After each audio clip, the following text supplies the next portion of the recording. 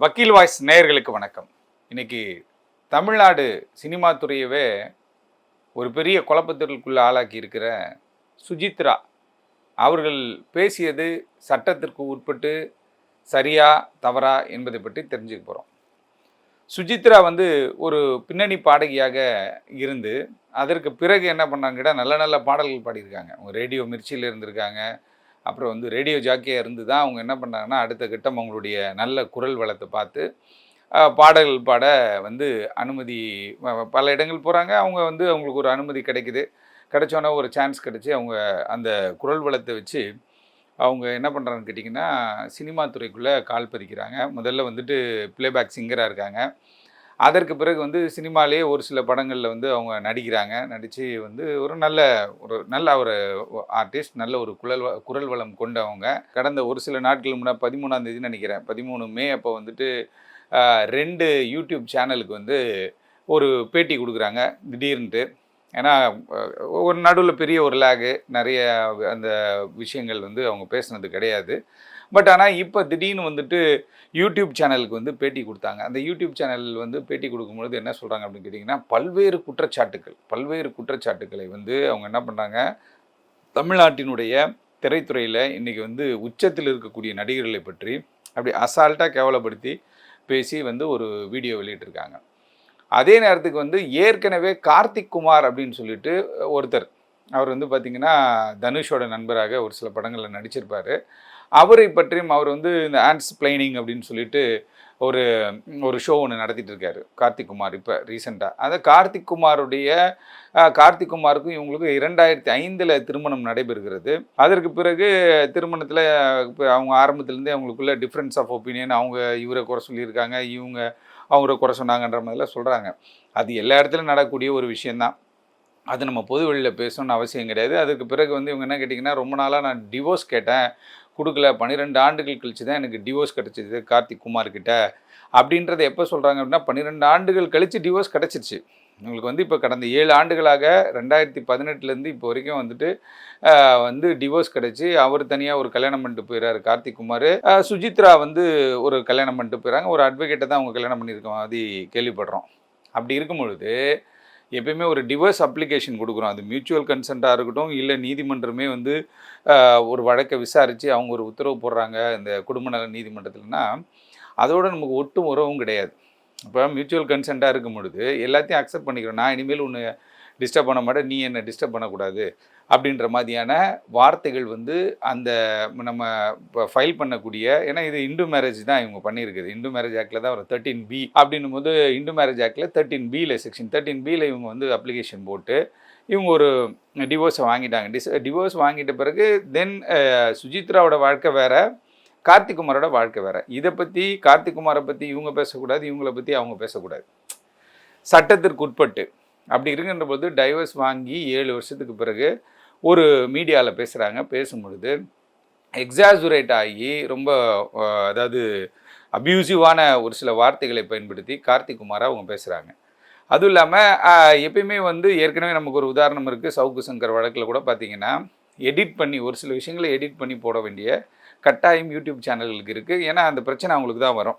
அப்படி இருக்கும் பொழுது கார்த்திக் குமார் என்னுடைய முன்னாள் கணவர் இப்படி இருந்தார், அவரை அப்யூஸ் பண்ணி அவருடைய கேரக்டரை அசாசினேட் பண்ணி இவங்க நிறைய விஷயங்களை சொல்லிட்டாங்க. கார்த்திக் குமார் ஒன்றும் டைவர்ஸ் ஆன உடனே அவர் ஒரு பேட்டி கொடுக்கல, இல்லை இவங்களோ ஒரு பேட்டிலாம் கொடுக்கல. எல்லாருக்கும் இவங்களுக்கு டைவர்ஸ் ஆகிடுச்சுன்றது இந்த 13ஆம் தேதி தான் பல பேருக்கே தெரியும். டைவர்ஸ் ஆகி கார்த்திக் குமார் ஒரு மேரேஜும் பண்ணிட்டாரு, சுசித்ராவும் இன்னொரு மறுமணம் பண்ணிட்டாங்க. பண்ணிவிட்டு நான் சந்தோஷமாக தான் இருக்கேன்ற மாதிரி சொல்கிறாங்க. அப்படி இருக்கும் பொழுது சந்தோஷமாக இருக்குன்ற பொழுது இப்போ எதுக்கு இந்த டாப்பிக்கை அவங்க பேசுகிறாங்கன்றது தெரியல. இது சட்ட விதிமீறல், இது சட்டத்திற்கு புறம்பான ஒரு செயல் அப்படின்னும் பொழுது அவங்க பேசுகிறது என்னென்னு கேட்டால், அதே நேரத்தில் நிறைய குற்றச்சாட்டுக்களை சொல்கிறாங்க. அந்த குற்றச்சாட்டுக்களை சொல்லி தான் ஒரு அப்ளிகேஷன் நீங்கள் ஃபைல் பண்ணியிருப்பீங்க. ஃபஸ்ட்டு எப்பயுமே பார்த்திங்கன்னா 13(1)(1)A இப்போ மென்டல் குரூவாலிட்டியில் அப்ளிகேஷன் ஃபைல் பண்ணுவாங்க. அதுக்கப்புறம் என்ன பண்ணுவாங்கன்னா எல்லாம் பேசி இந்த வழக்கு கோர்ட்டுக்கிட்டலாம் ஏன்பா போனோம், மியூச்சுவலாகவே பிரிஞ்சிடலாம் அப்படின்னு சொல்லிட்டு 13Bயில் போடுறாங்க. நிறைய செலிப்ரிட்டிஸோட வழக்குகள் நம்ம பார்க்கின்ற பொழுது. அப்படி இருக்கும்போது வழக்கெல்லாம் முடிஞ்சு உங்களுடைய வாழ்க்கை வேறு, கார்த்திக் குமார் வாழ்க்கை வேறுன்னு போயிட்ட பிறகு திருப்பி கார்த்திக் குமார் அப்யூஸ் பண்ணி அவங்க பேசுகிறாங்க. அவர் முன்னாள் கணவர், அவர் என்ன பண்ணுறாரு, கொந்தளிச்சு போய் அவர் வந்து லீகல் நோட்டீஸ் 16th அன்னைக்கு என்ன பண்ணுறாரு, legal notice to Suchitra and as well as அந்த 2 யூடியூப் சேனல் வந்து என்னை பற்றி இது மாதிரிலாம் தகவலை சொன்னது வந்து அவங்க டெலிகாஸ்ட் பண்ணியிருக்காங்க அப்படின்ற மாதிரி அவர் வந்து லீகல் நோட்டீஸ் கொடுத்துருக்காரு. நான் வந்து சட்ட ரீதியாக அதை வந்து நான் சந்திக்க போகிறேன் அப்படின்னு டிஃபமேஷனுக்காக அவர் பண்ணியிருக்காரு. அதே நேரத்தில் சுசித்ரா கணவரோடு இப்போ புதுசாக கணவரோட வந்து 7 ஆண்டுகள் அவங்க வந்து திருமணமாகி இப்போ மறுமணம் பண்ணி இருக்கின்ற பொழுது அவங்க இது மாதிரியான பேச்சுகளை பொது வெளியில் பேசலாமான்னு பார்த்தா சட்டத்திற்கு உட்பட்டு பேச முடியாது. சப்சிக்வெண்ட்டாக நம்ம இன்னொரு சைடில் பார்க்கின்ற பொழுது அந்த பேட்டியில் என்ன சொல்கிறாங்கன்னு கேட்டிங்கன்னா, பல திரை நட்சத்திரங்களை பற்றி மிகவும் கேவலமாக அவங்க பேசுகிறாங்க.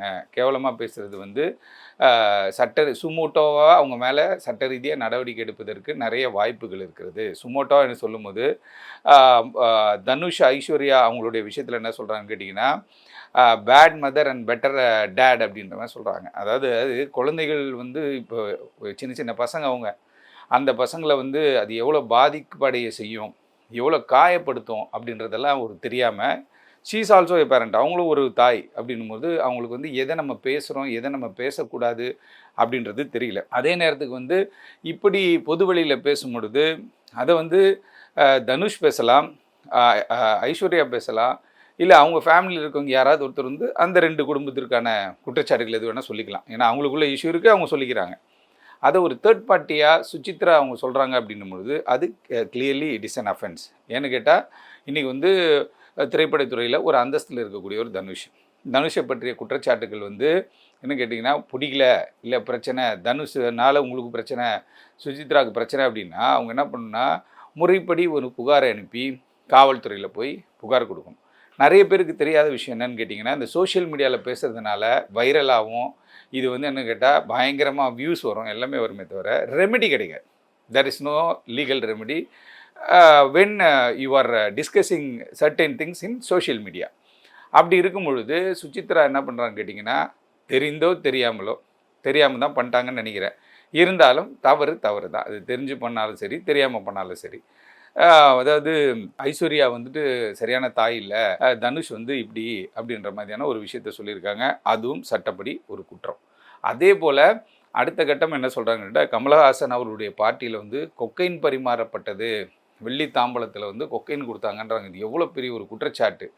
திரைப்பட நடிகர் சங்கம் வந்து என்ன பண்ணணும் கேட்டால் இந்த மாதிரி விஷயங்களில் வந்து, ஏன்னா இப்போ இவங்க சொல்லியிருக்க நடிகர்கள்லாம் பார்க்கின்ற பொழுது இவங்களாம் இன்றைக்கி சொசைட்டியில் பெரிய ஆள், சொசைட்டியில் பெரிய வென்யூவோடு சொல்கிறாங்க, ஸ்பாட்டோடு சொல்கிறாங்க, டர்ஃப் அண்ட் சர்ஃப்னு ஒரு இடத்த சொல்கிறாங்க. அப்படிப்பட்ட லொக்கேட் பண்ணி இவங்க சொல்கிறாங்க அப்படின்னும் பொழுது அதில் என்ன உண்மை இருக்கிறதுன்றது தெரியணும். அதே நேரத்தில் இவங்க கடந்த 7 ஆண்டுகளாக யாரோடும் தொடர்பு இல்லை. அப்போ இவங்க பழைய கதையை ஒன்று இப்போ கிளறி எடுக்கிறாங்களா அப்படின்ற ஒரு விஷயம் ஒன்று இருக்குது. அதுவும் வந்து மாபெரும் ஒரு தவறாக தான் பார்க்கப்படுது. அதுவும் இல்லாமல் இரண்டாவதாக நம்ம ஒரு சப்ஜெக்டுக்குள்ளே போகிறோம் அப்படின்போது ஒரு சில நடிகைகளுடைய பேரை சொல்கிறாங்க. த்ரிஷா அவர்களை பற்றி ஒரு சில கருத்துக்களை பதிவு பண்ணுறாங்க. கருத்துக்களை பதிவு பண்ணும்போது ஒரு தனிநபரை டைரெக்டாக நம்ம சமூக வலைதளத்தில் டார்கெட் பண்ண முடியாது. எவ்வளோ கைட்லைன்ஸ் எவ்வளோ நார்ம்ஸ் எல்லாம் இருந்தால் கூட அதை வந்து இந்த சேனல்காரங்களும் இதை பின்பற்றுறது கிடையாது. எங்கே இது தப்புங்க, இது சொல்லக்கூடாதுங்கன்னு கட் பண்ணணும், இல்லை அதை எடிட் பண்ணணும், அதையும் எடிட் பண்ணுறது கிடையாது. அவங்களுக்கு வந்து வியூஸ் வரும், லைக்ஸ் வரும் அப்படின்ற காரணத்திற்காக இவங்க என்ன பண்ணுறாங்கன்னு கேட்டிங்கன்னா இது மாதிரி விஷயங்களை என்டர்டெயின் பண்ணுறாங்க. ஒன்று. அடுத்ததாக போகும்பொழுது இவங்க என்ன பண்ணாங்கன்னா, ஆண்ட்ரியா ஜெரிமியா வீட்டில் வந்துட்டு பாடகி நடிகையாக இருக்கக்கூடிய ஆண்ட்ரியா வீட்டில் வந்துட்டு இவ்வளோ நகை இருக்குது அப்படின்ற மாதிரி சொல்கிறாங்க. அப்போ ஒரு நட்புன்றது வந்துட்டு என்னென்னு கேட்டால் எல்லாரையும் நம்ம கடந்து போகணும், எல்லாரையும் நம்ம சந்திக்க தான் செய்வோம். ஆனால் சுசித்ராவோட விஷயத்தில் சுசித்ராவை நம்பி வீட்டுக்கு கூப்பிட்டு போயிருக்கலாம், வீட்டுக்கு கூப்பிட்டு போய் அதை பீரோவெல்லாம் காட்டியிருக்கலாம், இல்லை நான் இவ்வளோ இருக்குதுன்னு சொல்லியிருக்கலாம்.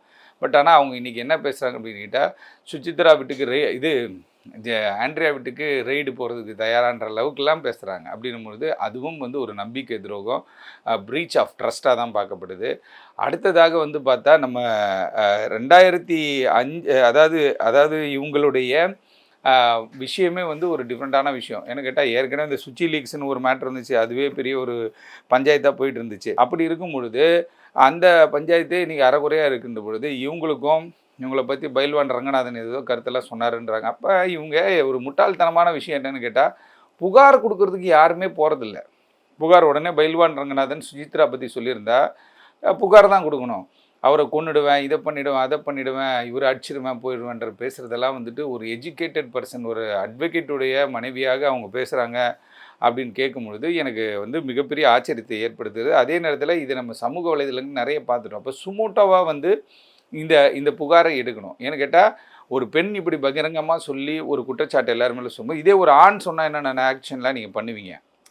இதே ஒரு ஆண் சொன்னால் இந்நேரத்துக்கு மகளிர் ஆணையெல்லாம் கொடியை பிடிச்சிட்டு வந்திருப்பாங்க சண்டை போடுறதுக்கு. ஆனால் சுசித்ரா சொல்லியிருக்கிற குற்றச்சாட்டுக்கள்லாம் வந்து பார்த்திங்கன்னா ரொம்ப டேரிங்காக இது மாதிரி இருக்கிறது. அதே போல் என்ன கேட்டிங்கன்னா, இந்த கொக்கைன் கலாச்சாரம் வந்துட்டு தமிழ்நாட்டில் இருக்குள்ள நடிகைகள் மத்தியில் வந்து கலாச்சாரம் பரவி இருக்கிறதுன்ற மாதிரி சொல்லியிருக்காங்க. இந்த நைட் பார்ட்டிஸ் இது அதுன்னு அவங்க சொல்கிறதெல்லாம் பார்த்திங்கன்னா 3rd கிரேடு மேட்டர் மாதிரி போயிட்டுருக்கு. ஆக இந்த விஷயங்கள் இப்போ விவாதிக்கக்கூடிய ஒரு விஷயமா? உங்களுடைய குடும்பம் புது குடும்பம் ஆயிடுச்சு, அந்த குடும்பத்தை பார்த்துக்குறோம், ஏதோ ஒரு வந்து காஸ்மெட்டிக்ஸு இதெல்லாம் பண்ணுறீங்கன்றாங்க, சூப்பர், பக்கா. அதுக்குள்ளே தான் நம்ம கான்சன்ட்ரேட் பண்ணி போகணுமே தவிர, அது இல்லாமல் மற்றவர்களுடைய தனிநபர் ப்ரைவசிக்குள்ளே போயிட்டு கூடவே ஃப்ரெண்டாகவே இருந்துட்டு அதுக்கப்புறம் அவங்கள வந்து வெளியில் சொல்லும்போது இது எந்த வகையான ஒரு மனநிலை, இது வந்து எந்த வகையாக மக்கள் ஏற்றுப்பாங்க அப்படின்றது நல்லாயிருக்கும், கேட்குறதுக்கு நல்லாயிருக்கும். 10 வாட்டி சுசித்ரா அவங்க பேசுகிறது போட்டு கேட்கலாம், நல்லாயிருக்கும் பேசுகிறது. ஏன்னா இன்னொருத்தவங்களை பேசுகிறாங்கன்னும் போது அது நார்மலாகவே மனிதர்களுடைய மனநிலைன்னு கேட்டால் அவனை பற்றி பேசும்போது தான் அவனுக்கு வலிக்கும். பைல்வான் ரங்கநாதன் சுசித்ரா பற்றி பேசும்போது சுசித்ரா அவர்களுக்கு வலிச்சுது, சுசித்ரா அவர்கள் பைல்வான் ரங்கநாதன் திட்டும்போது அவங்களுக்கு வலிச்சுது. ஆனால் சம்பந்தம் இல்லாமல் நட்பாக பழகி இவங்களுக்கும் கார்த்திக்குமாருக்கும் பிரச்சனை ஏற்பட்டது, அவங்க விலகி போயிட்டாங்க. விலகி போயிட்ட பிறகு 7 ஆண்டுகளுக்கு பிறகு கார்த்திக் குமாரை பற்றி ஒரு தவறான கருத்து, ஐஸ்வர்யா ரஜினிகாந்தை பற்றி தவறாக ஒரு கருத்து, bad mother and better dad அப்படின்ற ஒரு வார்த்தையை பயன்படுத்துகிறாங்க. அதை யார் எப்படி உங்களுக்கு எந்த அதிகாரத்தில் இவங்க வந்து 2 குழந்தைகளுக்கு தாயாக இருக்கும் பொழுது அவங்களுக்கு என்னென்னு தெரியும்ல, இந்த பசங்களுக்கு என்ன பண்ணணும் அவங்களுக்கு தெரியாதா? அப்படிப்பட்ட ஒரு ஃபேமிலியில் இருக்காங்க. சரி, அவங்களே அப்படி இருந்தாலும் அவங்க பேரண்ட்ஸ் யார் அப்படின்னும் பொழுது இவங்க யாரெல்லாம் காயப்படுத்துகிறாங்க அப்படின்றத விஷயத்தை வந்து நம்ம தெரிஞ்சுக்கணும். சுசித்ரா பேசி இருப்பது, அதை டெலிகாஸ்ட் பண்ணியிருப்பது எல்லாம் சட்ட விரோதமானது. அதே போல் சுசித்ராவுடைய பேச்சு கண்டனத்துக்குரியது. என்ன கேட்டால், என்ன பாதிப்படைந்தாலும் இல்லை இது மாதிரி பண்ணிட்டாங்க, இது மாதிரி பண்ணிக்கிட்டு இருக்காங்க அப்படின்னா that should be a return complaint. ஒரு கம்ப்ளைண்ட் எடுத்து போய் கமிஷன் ஆஃபீஸில் கொடுக்கணும். நடைமுறை தெரியும், அவங்க விசாரிப்பாங்க, எஃப்ஐஆர் போடுவாங்க, அதெல்லாம் அடுத்தடுத்த லெவல் போகும். நான் அடிச்சிருவேன், வெட்டிடுவேன், குத்திடுவேன்ட்டு ஒரு பொது வழியில் பேசுகிறாங்க. பொது வழியில் பேசுவது சட்டத்திற்கு விரோதமானது. அதே போல் என்ன கேட்டால், இப்படி வந்து பெண்களையும் அவமானப்படுத்துகிறாங்க, ஆண்களையும் அவமானப்படுத்துகிறாங்க. திரைத்துறையில் இருக்கிற ஒட்டுமொத்த நடிகர்களையும் வந்து கேவலப்படுத்துகிற ஒரு செயலாக தான் வந்து சுசித்ரா அவங்க பண்ணிகிட்ருக்காங்க. ஆகவே காவல்துறை சுமோட்டோவாக சுசித்ரா அவர்கள் மீதும் இந்த ஒளிபரப்பெல்லாம் பண்ணுற நிறுவனங்கள் மீதும் வந்து கடுமையான நடவடிக்கை எடுக்கணும். ஏன்னு கேட்டால் இது ஒரு பேட் எக்ஸாம்பிளாக போயிடும். என்ன கேட்டால் இப்போ வந்து விஜய் போய் வந்து ஒரு புகார் கொடுக்க முடியுமா காவல் நிலையத்தில்? தனுஷ் போய் ஒரு புகார் கொடுத்துட்டு நின்றுட்டு இருக்க முடியுமா இந்த விஷயத்துக்கு? ஏன்னா அவங்க அடுத்த கட்டத்தை நோக்கி போயிட்டே இருக்காங்க. இவங்களுக்கு ஒரு ஃபேமிலி ஆயிடுச்சு, இவங்களுக்கு ஒரு லைஃப் ஆயிடுச்சு. நான் அப்போது போனேன், அப்போ இது மாதிரி இருந்துச்சுன்னா புகாராக கொடுங்க. மீடியாவில் பேசினாலும் என்ன கிடைக்கும்னு நினைக்கிறேன்? மீடியாவில் பேசினா ஊர் ஃபுல்லாக சிரிப்பான். 2 பேருக்கு தெரிஞ்ச விஷயம் ஊர் ஃபுல்லாக தெரிஞ்சு போய் சிரிச்சுட்டு தான் இருப்பாங்களே தவிர அதுக்கு லீகல் ரெமெடி கிடைக்காது. ஆகவே சுசித்ரா அவர்களுடைய பேட்டியை வந்துட்டு இந்த ஒளிபரப்பின நிறுவனங்கள் வந்து அதை வந்து என்ன பண்ணுங்க டெலீட் பண்ணணும். அதே நேரத்துக்கு வந்து என்னென்னு கேட்டால் அதில் உண்மைத்தன்மை இருக்கான்றது கண்டறிஞ்சு அடுத்த கட்ட நடவடிக்கை அவங்க போயிடலாம். சுசித்ரா அவர்கள் மீது நடவடிக்கை எடுக்கணும்னா காவல்துறை சுமோட்டோவாக தான் இந்த நடவடிக்கை எடுக்கணும். யாராவது புகார் கொடுப்பாங்கன்னு எதிர்பார்த்துட்டு இருக்கிறதுல எந்த விதமான பிரயோஜனம் இல்லை. ஏன்னு கேட்டால் இது பல பேருடைய மரியாதையை சீர்குலைக்கக்கூடிய ஒரு பேட்டியாக தான் பார்க்கப்படுது. அதே நேரத்துக்கு வந்து இந்த பேட்டியில் வந்து அதெல்லாம் எடிட் பண்ணி குவாலிட்டியாக அதை வந்து என்ன கேட்டால் இன்னும் கொஞ்சம் மாற்றி கொடுத்துருக்கலாம். அந்த 50 நிமிஷத்தை தேவையில்லாத விஷயங்கள்லாம் எடுத்துருக்கலாம். ஆனால் எடுக்காமல் எல்லாரையும் குற்றச்சாட்டுவதை ஒரு தனிநபர் வந்து டைரெக்டாகவே வந்து தனிநபர் தாக்குதல் நடத்துவதை என்கரேஜ் பண்ணுறதுன்றது வந்து சட்டவிரோதமான செயல்.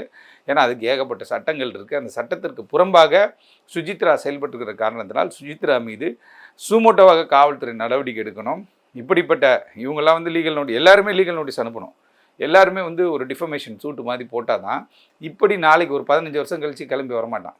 நம்ம கூடவே வச்சுருப்பான், நம்மளை பற்றி குற்றச்சாட்டு சொல்லுவான், கூடவே இருப்பான், நம்ம கூடவே இருப்பான், நம்மளை பற்றி குற்றச்சாட்டு வெளில சொல்லுவான். அப்படிப்பட்ட விஷயங்கள் தடுக்கப்படணும்னா சுசித்ரா மீது லீகல் நோட்டீஸ் வந்து இப்போ ஆண்ட்ரியா ஜெரமியா வந்து லீகல் நோட்டீஸ் அனுப்பலாம், த்ரிஷா அனுப்பலாம், ஆக்டர் விஜய் தரப்பில் வந்து அதை அனுப்பலாம்.